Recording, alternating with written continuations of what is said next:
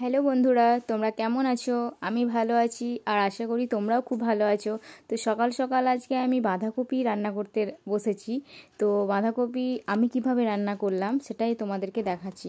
প্রথমে তেল দিলাম, তারপর 5 ফোড়ন, তো তারপর ওতে তেজপাতা, দুটো কাঁচা লঙ্কা এবং রসুন কুচি আর পেঁয়াজ কুচি, তো ভালো করে তেলে নেড়ে নেব।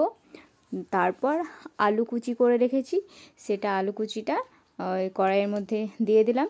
তো দেওয়ার পর একটু নাড়াচাড়া করে আলুটা দেখব একটু হালকা সেদ্ধ হয়েছে কিনা। তো দেখার পর আমি বাঁধাকপি কুচিয়ে রেখেছি। তো বাঁধাকপির মধ্যে আমি অনেকগুলোই সবজি কুচিয়ে রেখেছি, শিম, গাজর, বিম, অনেক কিছু রেখেছি। তো আমি এক জায়গাতেই করেছি, আলাদা করে কিছুই করিনি। তো ওগুলো সব আমি এক জায়গায় দিয়ে দিলাম। তো এবার নাড়াচাড়া করে ওতে একটু হলুদ, একটু লবণ দিয়ে দিলাম। তারপর একটু নাড়াচাড়া করলাম। তো নাড়াচাড়া করার পর একটু ঢাকা দিয়ে দিব। ঢাকা দেওয়ার পর ধরো তোমার 2-3 মিনিট পর খুলবে। খোলার পর তখন আমি ওটা কি করলাম, মটরশুঁটি বা কড়াইশুঁটি যেটা বলে, আর ধনেপাতা দিয়ে দিলাম।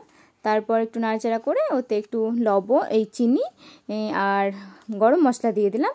তো নাড়াচাড়া করে একটু